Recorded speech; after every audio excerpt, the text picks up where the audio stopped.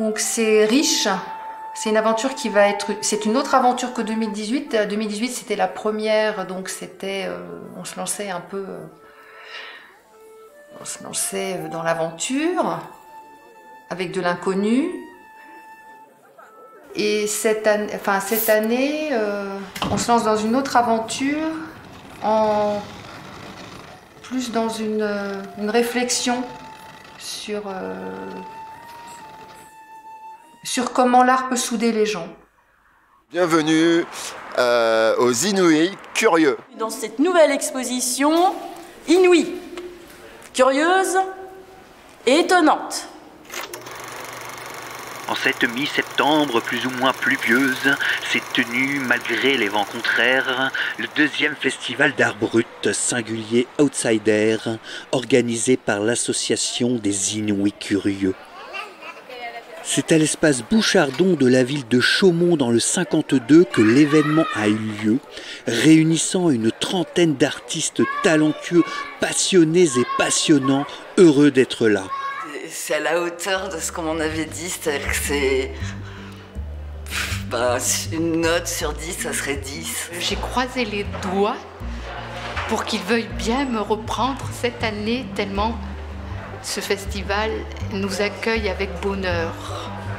On a un accueil formidable, on est logé chez des gens plus qu'hospitaliers.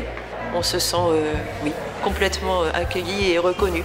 Il y a tellement de situations d'expo où on ne se sent pas respecté. Et c'est vrai qu'il y en a où il y a un accueil sympathique, mais c'est pas tout le temps le cas, quoi. Loin s'en faut. Ici, l'artiste est vraiment... il est attendu, il est fêté. Tous les gens ici sont absolument adorables, ils sont petits soins pour nous. C'est vraiment agréable de venir et ça fait du bien là. Ça fait beaucoup de bien. Au niveau de l'accueil, de l'organisation, la qualité des artistes qu'on peut trouver, c'est vrai que moi c'est une des meilleures expos en tout cas que j'ai faites jusque-là. Les artistes, à mon avis, sont les grands oubliés de cette crise quand même. Et nous, c'était notre mission de Colibri de leur apporter un soutien. C'est vraiment une vie de festival. C'est-à-dire que c'est très convivial, que tout le monde se cause, qu'il n'y a pas de... On n'est pas dans les compétitions comme il peut y avoir dans des salons où chacun a son précaré et ne se côtoie pas obligatoirement, quoi. Là, il y a beaucoup d'échanges entre les gens. Les tableaux, ils font ce qu'ils veulent, nos œuvres, nos sculptures dans les expositions, mais nous, on se rencontre, on s'unit, on discute, on fait la fête un peu raisonnablement. Et c'est le plus précieux pour moi, mais aussi les rencontres des personnes qui vivent sur place, qui habitent sur place. Tout le monde est d'une bienveillance rare. Quand on arrive avec la voiture, il y a 5-6 bénévoles pour aider à décharger.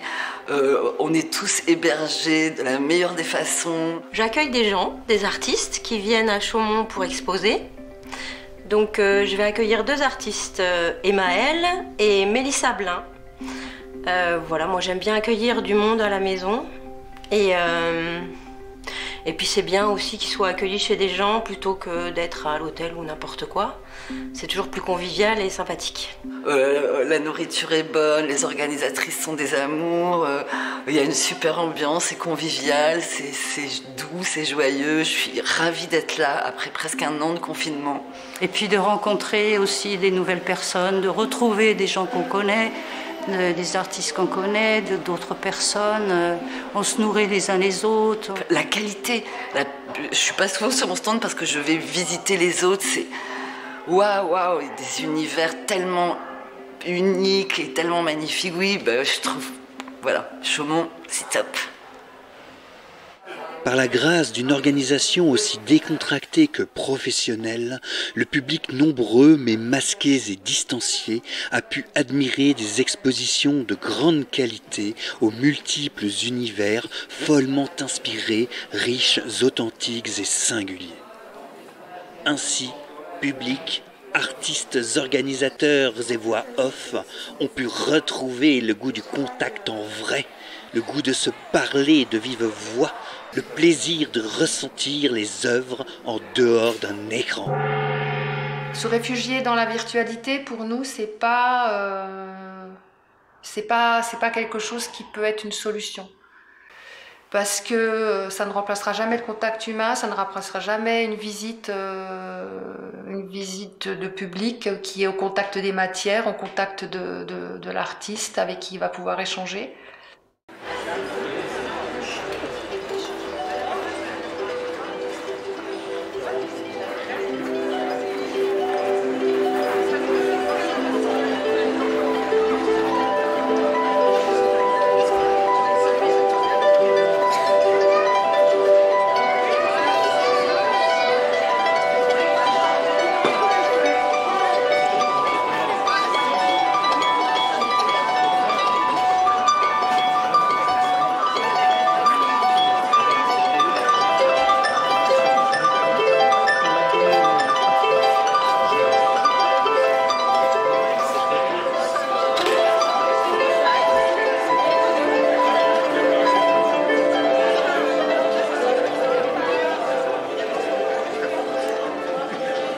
C'est très éclectique, il y a plein de styles différents et c'est toujours des univers vraiment chargés. J'ai des frissons rien que d'en parler parce qu'il y a des artistes qui m'ont vraiment emmené dans leur monde et c'est ça que j'attends de l'art en fait, c'est de voyager dans d'autres univers. Et il y a vraiment des choses exceptionnelles, ouais, on peut dire exceptionnelles. C'est beau ou alors c'est affreux ou comme on veut, mais ça procure des émotions. Et pour moi, l'art, c'est ça. J'aime travailler avec des transparences, donc aquarelle, gouache un peu diluée. Et c'est vraiment jouer avec les frontières, donner, voilà, transmettre des animaux, des personnages, même que ce soit un peu guerrier parfois. Donc voilà, c'est d'autres histoires. Il y a le Kraken, par exemple, qui attaque la Turquie, la Grèce, l'Italie, ou peut-être l'inverse, je sais pas, c'est aux gens de décider, grosso modo. Moi j'aime beaucoup le terme de... Alors marrant parce que donc, mon collègue à côté qui est dans les cartes géographiques, je pense à cet écrivain Kenneth White qui parle de géopoétique. Et quelque part, la géopoésie, écoute, on se situe tous dans un espace et on le regarde sous une forme poétique. Donc moi, je regarde ce monde dégueulasse en essayant d'y mettre un œil poétique. Donc tous ces résidus que je ramasse dans les caniveaux et les armoires des grands-mères ou les décharges où on jette toutes ces armoires de grand-mère et ces tréfonds d'oubli, de valises oubliées, écoute, c'est pour moi, j'essaye de mettre de la poésie. C'est une mémoire poétique de voyage. Et je déplie mes antennes. Quand je peins, je ne sais même pas trop où je vais et que quoi. Et je laisse faire, en fait. Ça vient de je ne sais où, d'une géopoétique lointaine, abyssale. Ça se situerait entre l'abyssale, l'Abyssinie et l'Alambic. C'est une belle terre aussi, l'Alambic. Une terre inconnue, entre l'Alambic et l'Abyssinie. Je suis là parce que je suis un partenaire du festival de Chaumont. Et donc aujourd'hui, on est là pour représenter la revue Tract et un petit peu mon travail d'artiste. Mais surtout la revue Tract. C'est une revue qu'on a créée il y a 4 ans maintenant. C'est une revue qui représente tous les artistes singuliers et bruts. C'est surtout une revue d'art un peu corrosive, un peu humoristique, avec une mise en page décalée. En fait, tout est décalé dans la revue. Voilà, donc c'est la revue Tract. Ce sont des esprits de la nature. Et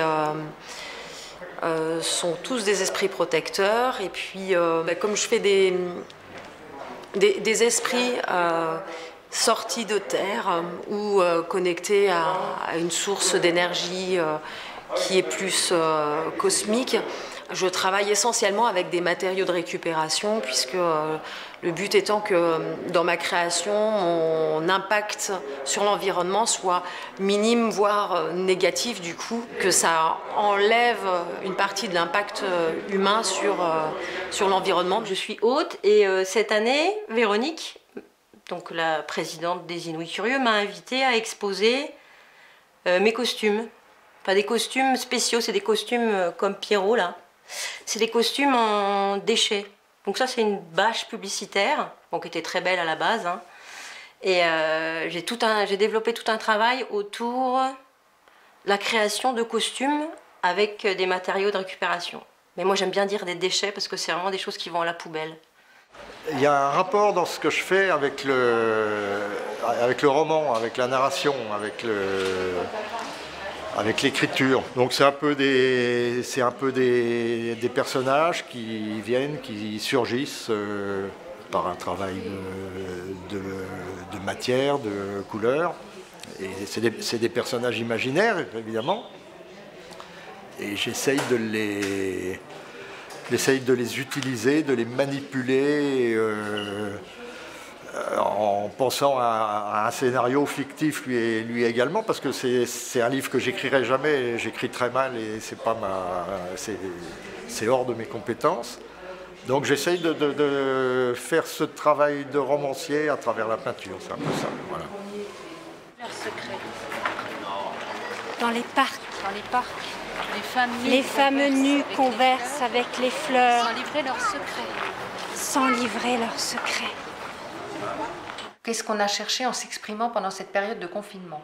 Est-ce qu'on a cherché à se libérer de quelque chose? Est-ce qu'on a cherché à ne pas avoir de relation avec l'extérieur et de rester dans son petit cocon en se disant, bon, en se refermant? Est-ce qu'on a cherché au contraire à comprendre ce qui se passait? Est-ce que ça nous a ouvert sur l'autre, etc. Donc c'est plus dans cet état d'esprit, c'est ça qu'on veut plus mettre à jour plus que la forme qui en est sortie en fait. C'est venu aussi de cette boîte que j'appelle embobinage. Donc c'était pendant le confinement, donc c'est un peu embobinage, désembobinage, l'idée. Donc des personnages qui sont tout entourés avec des fils de soie. J'ai beaucoup récupéré par héritage de ma famille de la dentelle, et donc parmi la dentelle, il y avait ces grands écheveaux de fils. Je ne savais pas au départ que c'était de la soie. Et je me suis dit, mais il y a quelque chose à faire avec ça. Et ça a démarré comme ça. Alors déjà, il a fallu un peu les désembobiner, parce que tout était mélangé, c'est assez long. Et après, je les ai utilisés pour ces personnages. J'aime bien aborder des thèmes comme des fois l'écologie ou même les rapports les rapports de société, tout ça, les rapports entre les gens, tout ce genre de choses, quoi. Dénoncer des choses qui me paraissent insupportables, on va dire. Si vraiment je n'avais pas ça, en fait, c'est un moyen d'exploser, on va dire, positivement. Voilà. Un gros blocage pendant le confinement au niveau de l'écriture, pas au niveau du dessin, mais une espèce de sidération qui m'empêchait d'écrire. Et voilà, ça c'est revenu, ouf. J'ai eu une époque où je travaillais beaucoup en sépia, et j'ai surtout plus envie de travailler en sépia. J'ai envie de couleur, un peu une révolte intérieure, une grosse colère contre ce monde très très noir dans lequel on évolue en ce moment, et où j'ai envie de continuer à mettre en place autre chose. Le confinement lui-même n'a pas changé grand-chose dans mon rythme de vie, parce que bon, c'est un travail très long, et je passe beaucoup de temps toute seule à ma table à travailler avec des pinceaux très fins ou à la plume sur des dessins que je fais monter tout doucement. Par contre, cette arrivée de ce virus globalement a alimenté quelque chose qui était déjà en gestation et qui avait déjà produit des œuvres par rapport à ce que nous faisons de notre monde, de notre vie, de l'impact de nos comportements humains sur globalement le monde. Et mes œuvres depuis 2 ans parlent de plus en plus de ça. Je l'ai fait pendant le confinement, donc on voit là les gens masqués, tout ça. Et là, je pense que dans les temps qui viennent, j'ai envie de me positionner un peu plus. C'est pour ça que je commence à mettre des titres et tout, pour moins me planquer, parce que je pense qu'on vit une croisée des chemins, un moment vraiment chaud, chaud et magnifique de l'histoire de l'humanité, mais que le confinement et tout, pour moi, c'est que les premières contractions d'un long accouchement qui risque, où on a besoin de se connecter à d'autres valeurs, justement au cœur, à la nature, retrouver l'entraide entre nous, la solidarité et tout. En fait, mon travail, il parle de plein de choses comme ça. Organique, légère à la fois, brillante, magnifique, terre d'éclat, ma baleine, mon mystère, emmène-moi.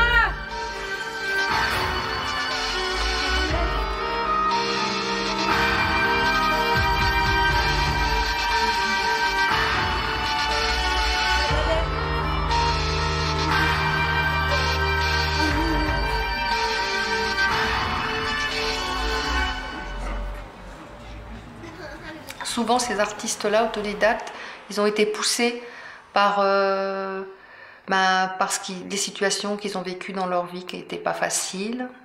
Et ils ont été presque obligés de créer pour s'en sortir, en fait.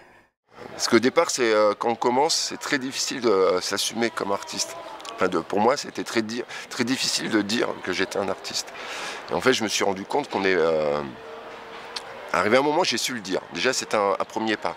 Il y avait un gars bizarre, un petit peu, on dirait, sorti de Bulgakov, tu vois, qui portait pas les vodkas, mais plein de glaces. Et moi, ça m'a beaucoup étonnée. Alors, j'étais subjuguée. Elle m'a dit, tu veux une glace? Viens. Et puis, dans le métro, donc, il pose les glaces, il sort le bout de papier avec un stylo, me dit, trace une ligne. Je dis, c'est quoi le bordel? Je prends le stylo, je trace une ligne. Elle me dit, t'as une bonne main, tu dois dessiner. Mais après, je me suis rendu compte qu'en fait, on est tous des artistes, hein, mais ça c'est un peu facile à dire, mais c'est ce que je veux dire par là, c'est que on est des artistes à un certain moment dans la journée.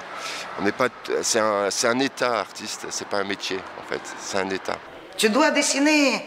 Viens, je t'embarque, viens, on va voir les amis et tout ça, voilà. Donc c'est comme ça que... Donc ça, c'était vraiment une rencontre très importante avec ce qui est art d'âme, art qu'on appelle ici singulier, art qui dépasse tous les conditionnements politiques, sociaux et de mode. Puis l'art singulier, c'est quand même un art... c'est sérieux, quoi. C'est pas du n'importe quoi, c'est du vécu. C'est important parce qu'à un moment donné, on s'en sent capable. Même si on a fait des choses avant, à un moment donné, c'est un déclic. En fait. C'est quelque chose, on se dit, voilà, je peux le faire. Quoi. Enfin, ça s'ouvre à nous. Voilà, et c'est un petit déclencheur. Mais sinon, c'est 50 ans de vie, hein, finalement. D'expérience, de vécu, voilà.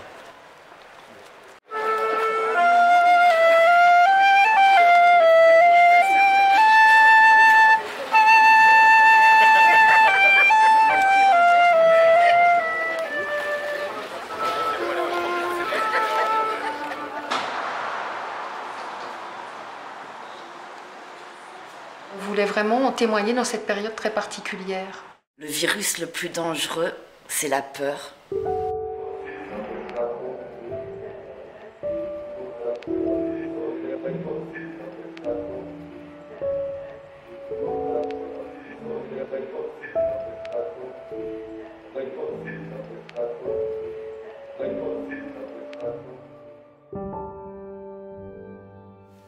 Donc c'est vraiment une réserve puissante, la création, pour trouver de quoi résister, pour trouver de quoi vivre tout simplement.